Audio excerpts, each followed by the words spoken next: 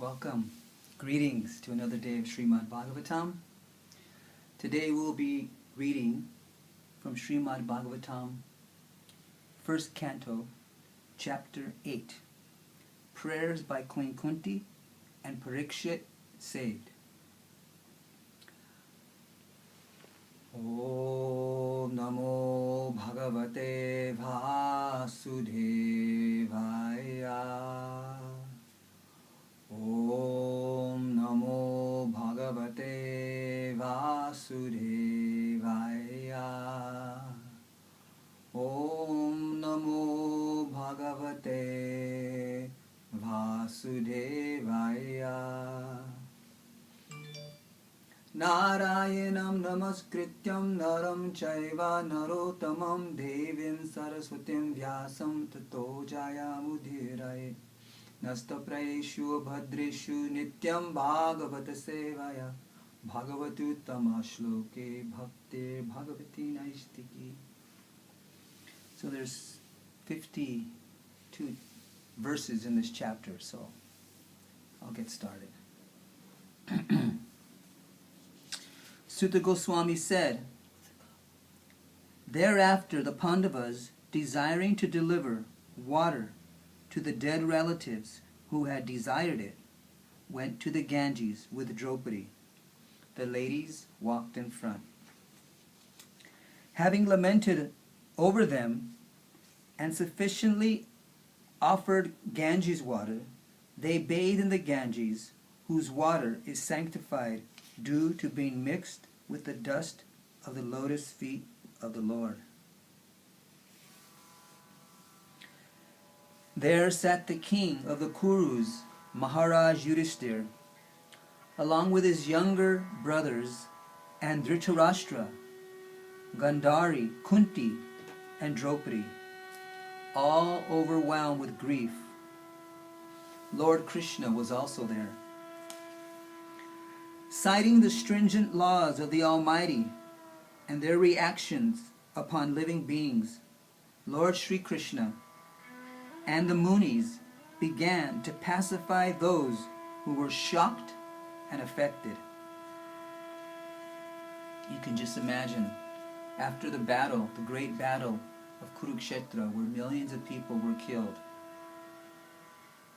you can imagine how mortified and distressed all the remaining Kurus were. The clever Duryodhana and his party cunningly usurped the kingdom of Yudhishthir, who had no enemy. One name for King Yudhishthir was Ajata Shatru, one who had no enemy, because Yudhishthir was the personification of Dharma. In fact, he was the son of Dharmaraj. So Yudhishthir was the emblem of religion, and he had no enemies. By the grace of the Lord, the recovery was executed, and the unscrupulous kings who joined with Duryodhana were killed by him. Others also died, their duration of life having decreased for their rough handling of the hair of Queen Draupadi. Lord Sri Krishna caused 3 well-performed Ashvamedha Yagnas, horse sacrifices, to be conducted by Maharaj Yudhishthir, and thus caused his virtuous fame to be glorified in all directions, like that of Indra, who had performed 100 such sacrifices. Even though Indra was the king of heaven, he performed 100 sacrifices, but Maharaj Yudhishthir, who he performed 3, just being a king on this planet, by the grace of Lord Krishna. Lord Sri Krishna then prepared for his departure.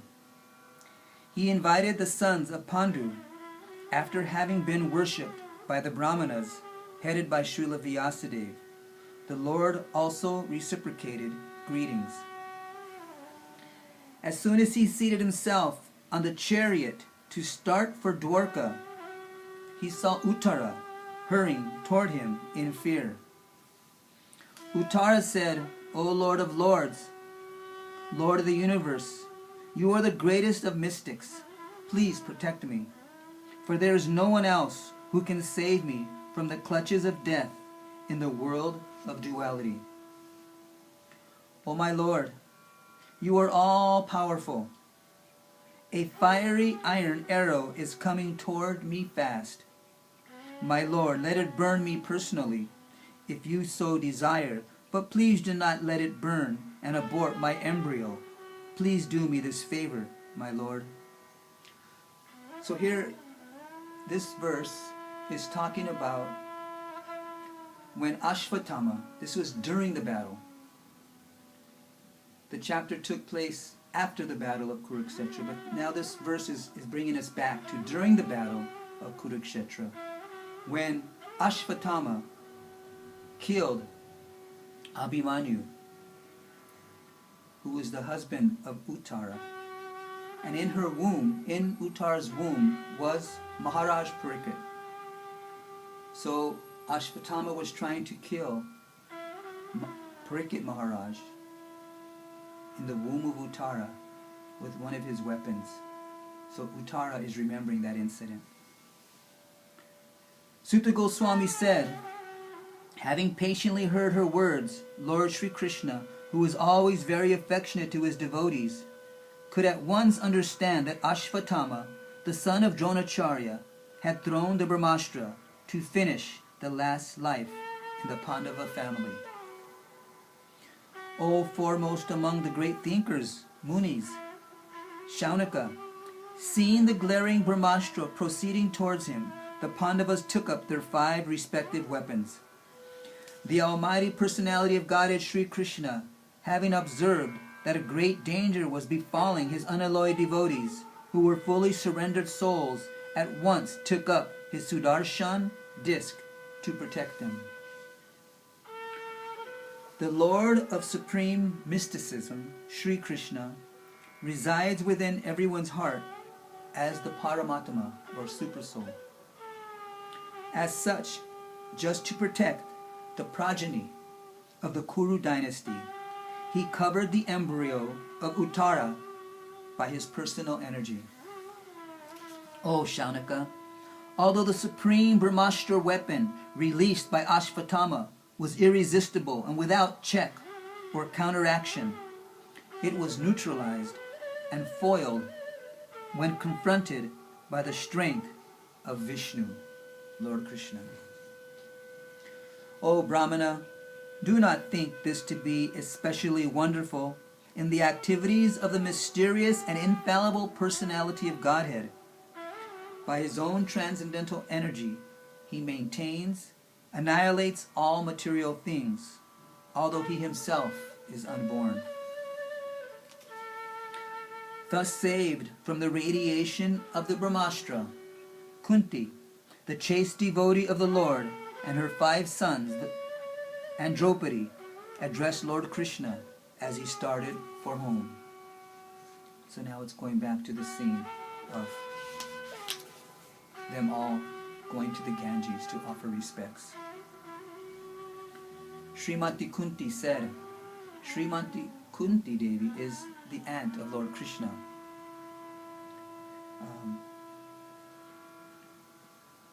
I have for my obeisance, she is the sister of Krishna's father, Vasudeva. Srimati Kunti said, O Krishna, I offer my obeisances unto you, because you are the original personality, and you are unaffected by the qualities of the material world. You are existing both within and without everything, yet you are invisible to all. Being beyond the range of limited sense perception, you are the eternally irreproachable factor covered by the curtain of deluding energy. You are invisible to the foolish observer, exactly as an actor dressed as a player is not recognized. You yourself descend to propagate the transcendental science of devotional service under the hearts of the advanced transcendentalists and mental speculators who are purified by being able to discriminate between matter and spirit. How, then, can we women know you perfectly? There's a beautiful verse here. I'll read the Sanskrit. Krishnaya Vasudevaya Devaki Nandanaya Cha Nanda Gopa Kumaraya Govindaya Namo Namaha. So Queen Kunti addresses the Lord. Let me therefore offer my respectful obeisances unto the Lord, who has become the son of Vasudeva, the pleasure of Devaki, the boy of Nanda, and the other cowherd men of Vrindavan, and the enlivener of the cows and the senses.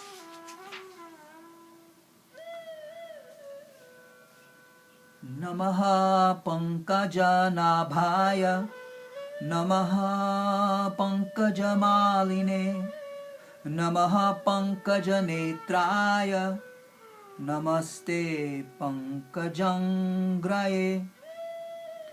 My respectful obeisances are unto you, O Lord, whose abdomen is marked with a depression like a lotus flower, who are always decorated with garlands of lotus flowers, whose glance is as cool as the lotus, and whose feet are engraved with lotuses. O Rishikesh, master of the senses and lord of lords, you have released your mother Devaki, who was long imprisoned and distressed by the envious King Kamsa, and me and my children from a series of constant dangers.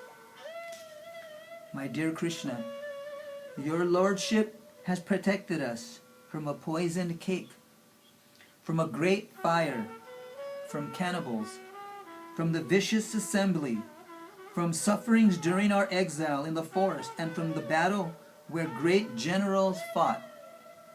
And now you have saved us from the weapon of Ashvatthama. I wish that all those calamities would happen again and again, so that we can see you again and again. For seeing you means that we no longer see repeated birth and death.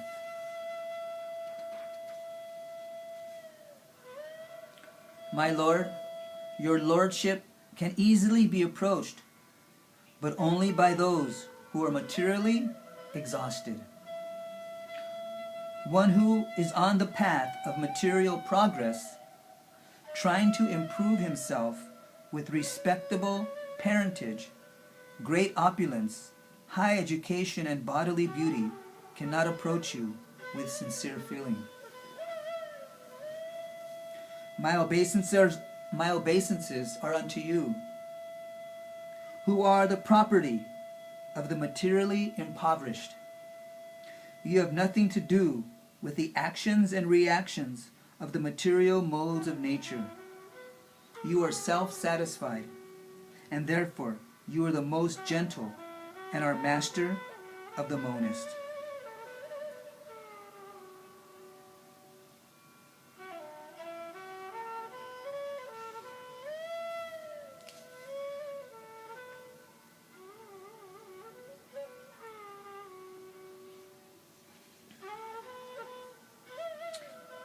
My Lord, I consider your lordship to be eternal time, the supreme controller without beginning and end, the all-pervasive one.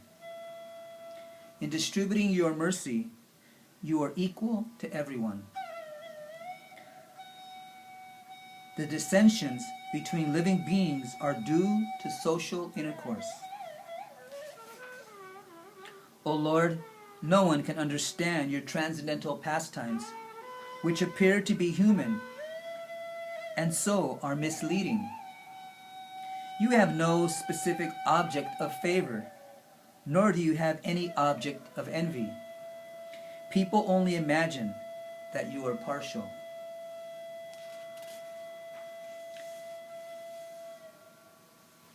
Of course, it is bewildering, O soul of the universe, that you work, though you are inactive, and that you take birth, though you are the vital force and the unborn. You yourself descend amongst animals, men, sages, and aquatics. Verily, this is bewildering. My dear Krishna, Yashoda took up a rope to bind you when you committed an offense, and your perturbed eyes overflooded with tears, which washed the mascara from your eyes, and you were afraid, though fear personified is afraid of you. This sight is bewildering to me. So you can just imagine Queen Kunti, the sister of Krishna's father, Vasudeva. She was present for all of Krishna's activities throughout his life. As a baby, he killed so many demons miraculously. He lifted up the hill of Govardhan as a young boy, and he's bound by his mother, Yashoda.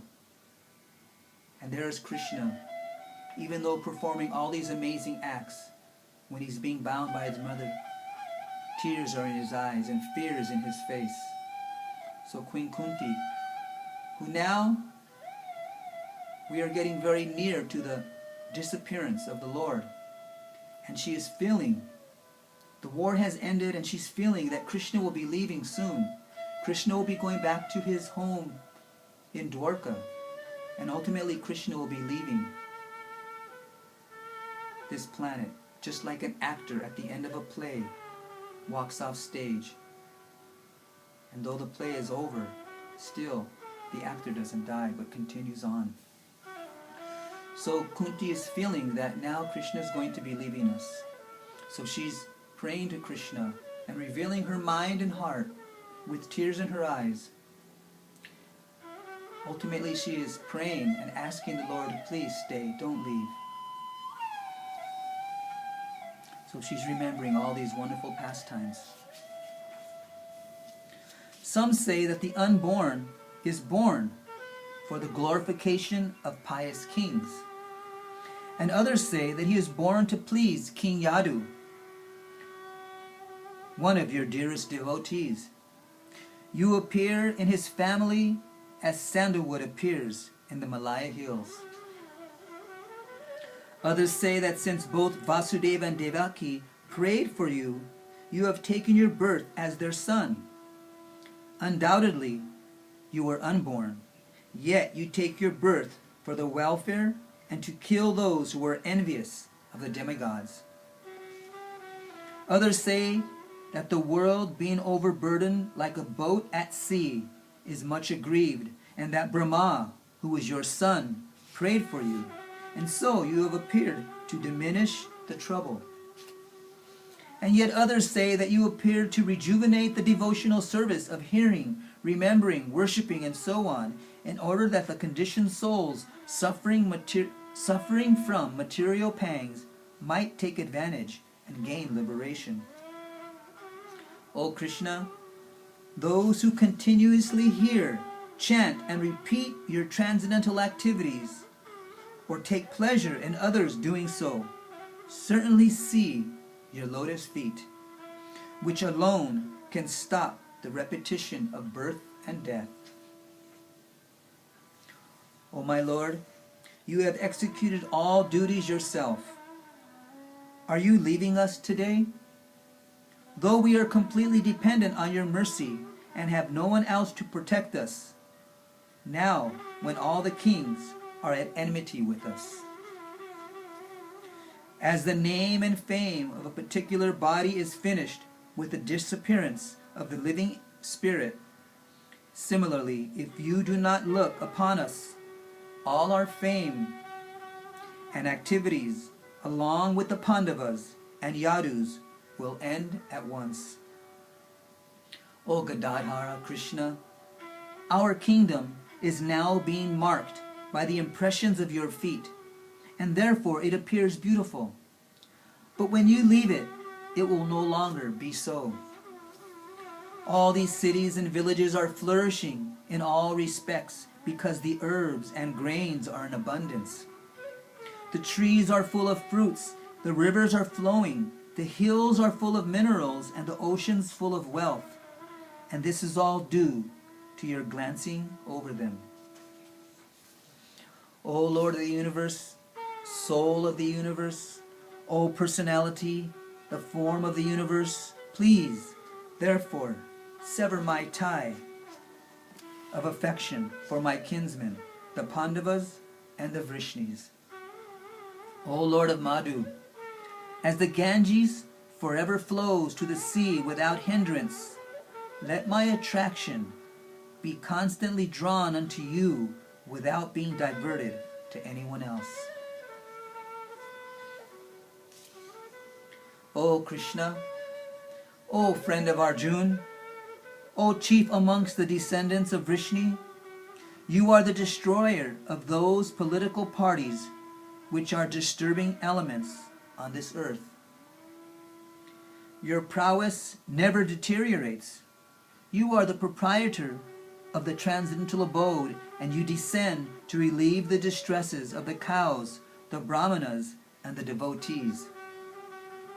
You possess all mystic power, and you are the preceptor of the entire universe.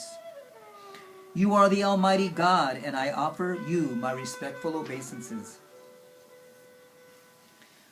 Sutta Goswami said, the Lord, thus hearing the prayers of Kunti Devi, composed in choice words for his glorification, mildly smiled. That smile was as enchanting as his mystic power. Thus accepting the prayers of Srimati Kunti Devi, the Lord subsequently informed other ladies of his departure by entering the palace of Hastinapur. But upon preparing to leave, he was stopped by King Yudhishthira, who implored him lovingly. King Yudhishthira, who was much aggrieved, could not be convinced, despite instructions by great sages headed by Vyas and the Lord himself, the performer of superhuman feats, and despite all historical evidence. King Yudhishthira, son of Dharma, overwhelmed by the death of his friends, was aggrieved just like a common materialistic man. O sages, thus deluded by affection, he began to speak. King Yudhishthira said, "O my lot, I am the most sinful man. Just see my heart, which is full of ignorance. This body, which is ultimately meant for others, has killed many, many phalanxes of men. I have killed many boys, brahmanas, well-wishers, friends, parents, preceptors, and brothers. Though I live millions of years, I will not be relieved from the hell that awaits me for all these sins. There is no sin for a king who kills for the right cause, who is engaged in maintaining his citizens. But this injunction is not applicable to me. I have killed many friends of women, and I have thus caused enmity to such an extent that it is not possible to undo it by material welfare work.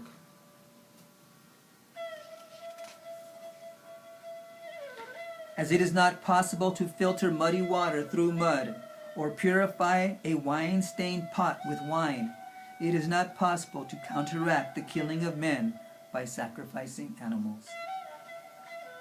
Srila Prabhupada says in the purport, because in those days, if you perform sinful activities, you had to do some sacrifice. And in those days, the animal sacrifices were recommended, where you would perform a horse sacrifice and sacrifice a horse. But the Brahmanas in those days were so powerful that by the chanting of their mantras, even though the horse would be sacrificed, he would be given a new life and a new body, which could be seen by all who present at the sacrifice. So Srila Prabhupada says in the purport that Yudhishthira is saying that he, even if he performs some type of sacrifice to atone for his sins of killing so many people during the battle, it would not work. So Srila Prabhupada says that Yudhishthira is giving a hint that the true ultimate sacrifice, especially now in this age of Kali, the sacrifice which is recommended as the greatest sacrifice is the sacrifice of chanting the holy names of the Lord. In this age of Kali, it is recommended that one perform sacrifice by Nam Sankirtan, the chanting of the holy name. So let us do that now.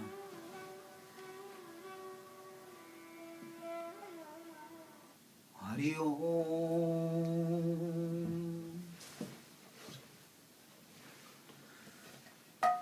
Krishna Govinda, Govinda Gopala. Krishna Govinda, Govinda Gopala. Krishna Govinda, Govinda Gopala. Krishna Govinda, Govinda Gopala.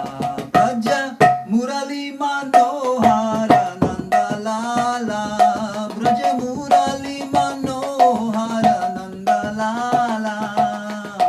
Govinda, Govinda Gopala. Krishna Govinda, Govinda Gopala. Braja Murali Manohara Nanda Lala. Braja Murali Manohara Nanda Lala. Krishna Govinda, Govinda Gopala. Krishna Govinda, Govinda Gopala. Hare Krishna, Krishna Krishna, Hare Hare, Hare Ram, Ram Ram, Hare Hare, Hare Krishna, Krishna Krishna, Hare Hare, Hare Ram, Ram Ram, Hare Hare. Hare Krishna, Krishna Krishna, Hare Hare, Hare Ram, Ram Ram, Hare Hare. Hare Krishna, Krishna Krishna, Hare Hare, Hare Ram, Ram Ram, Hare Hare. Hare Krishna, Krishna Krishna, Hare Hare, Hare Ram, Ram Ram, Hare Hare. Hare Krishna, Krishna Krishna, Hare Hare, Hare Ram, Ram Ram, Hare Hare. Hare Krishna, Krishna Krishna, Hare Hare, Hare Ram, Ram Ram, Hare Hare. Hare Krishna, Krishna Krishna, Hare Hare, Hare Ram, Ram Ram, Hare Hare. Govinda, Govinda Gopala. Krishna Govinda, Govinda Gopala. Krishna Govinda, Govinda Gopala. Krishna Govinda, Govinda Gopala. Jai Jai Shri Radhe Shyam.